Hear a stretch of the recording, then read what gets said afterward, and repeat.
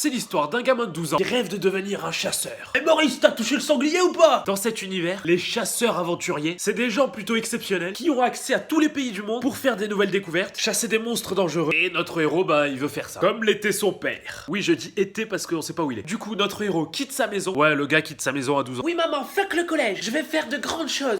Tu peux me passer 20 balles s'il te plaît pour le Uber? Il part donc de chez lui pour passer les examens pour devenir chasseur. Et durant les examens, il va se faire des amis, dont un gars qui a 19 ans. Ouais, c'est pas chelou de se faire des amis aussi jeunes. Et en gros, il veut devenir chasseur, avoir de l'argent, ou chasseur-médecin. Il y a un autre perso qui veut devenir chasseur pour venger sa famille, tué par des personnages de type méchant. Il y a un autre qui est le copier-coller de notre personnage principal, mais en version plus violente. Et il est violent parce qu'il vient d'une famille de tueurs. Ah bah ça met l'ambiance en soirée. Ouais, c'est ma famille. Donc me fais pas chier. Ah non, revenez, je déconne, j'avais préparé la playlist Beyoncé. Et nos héros vont donc affronter les nombreuses épreuves durant ces examens. Et ensuite partir à l'aventure pour découvrir leur immense monde. Oh là. C'est l'histoire de deux frères et sœurs. Enfin, ils sont pas vraiment. Et c'est comme si. Et heureusement qu'ils le sont pas vraiment. Parce qu'ils sont un peu trop proches par moment. Surtout à cause du fait qu'ils ne peuvent jamais s'éloigner l'un de l'autre. Genre, il suffit qu'ils changent de pièce et plus rien ne va. Eh, fermez pas la porte.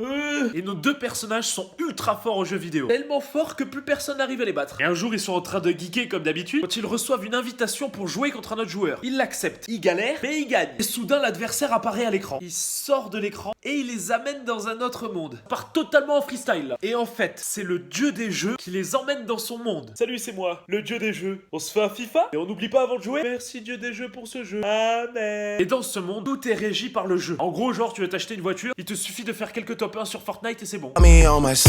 Et nos deux héros vont être très forts, trop forts. Et ils vont jamais gagner. Ah mais non, t'inquiète, ça fait 12 épisodes qu'ils gagnent. Et ils ont pour but de conquérir les autres royaumes et réussir à prendre la place du dieu des jeux. Attends, dit comme ça, on dirait les objectifs des méchants dans les films. Je veux conquérir le monde.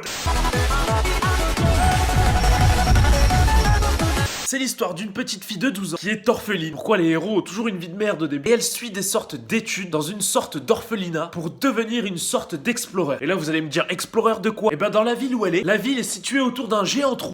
Et personne ne sait vraiment ce qu'il y a tout au fond. Car plus tu descends profond, et plus tu as des effets genre secondaires. Et en gros apparemment, si tu arrives tout en bas, bah ton corps genre en gros il prend cher. Et dans ce trou évidemment, il y a des monstres, mais pas que. Il y a des sortes de fouilles archéologiques, car il y a plein d'objets rares et de reliques à l'intérieur de ce trou. Et l'orphelinat école forme donc les élèves à explorer ce trou et les envoie aller chercher des reliques. Ah oui, là on est complètement sur de l'exploitation. Alors aujourd'hui les enfants, vous allez aller dans l'immense trou chercher des reliques au péril de votre vie, me les ramener, et ensuite moi je revends tout. Et je garde le fric pour moi. Mais notre héroïne va découvrir à la fois un mystérieux parchemin qui dit en gros que sa mère disparue est toujours vivante au fond du trou. Et elle va aussi rencontrer un gamin robot amnésique. Vu que c'est un robot, bah résiste aux effets secondaires du trou. Et donc notre héroïne décide de s'enfuir, explorer le trou, aidée par son ami robot.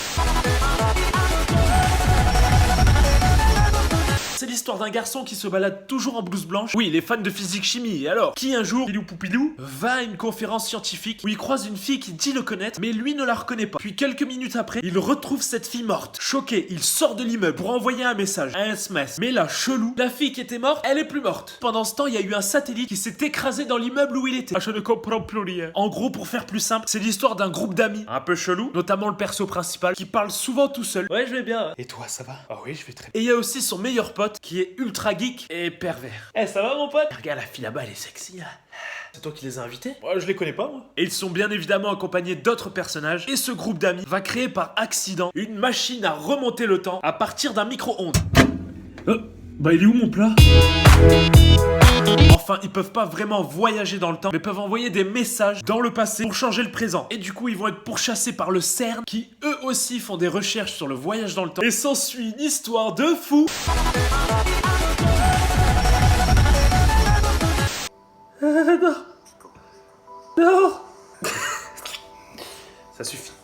Alors j'ai reçu pas mal de messages pour faire une vidéo sur cet anime. Vous êtes des salauds de m'avoir fait regarder ça. Alors il a été élu l'un des pires animés du monde. Boku no Pico. Alors c'est l'histoire. Oh là là là là là là là. C'est un mec adulte qui rencontre une très jeune fille, trop jeune. Et ils vont se pécho. Et au moment du truc quoi, du coït, l'adulte va se rendre compte que ce n'est pas une fille mais un garçon. Voilà, voilà. Et avec le temps ils vont continuer à se pécho et à tomber amoureux. Bon j'avoue j'ai saigné des yeux en regardant ça. Et les personnages, ils ont des réactions improbables. Oh, je vais renverser de la glace sur mon t-shirt. Ah bah attends, je vais lécher ton t-shirt. Et par la même occasion, je vais lécher ta bite. Et le pire, c'est que le mec adulte, il habille le gamin en meuf. Encore, je dis le pire. Mais il y a beaucoup plus pire après. Ce n'est pas du français. Oh là, j'arrête là, j'arrête. Je me sens souillé. Merci les abonnés. Regardez pas ça, c'est nul. Et accessoirement, vous pouvez aller en prison. J'ai fait le résumé pour vous, pas besoin de le voir. Ah, j'étais en pression juste en regardant ça, je me suis dit les flics vont débarquer. Non, je ne fais rien, je suis sur Fortnite.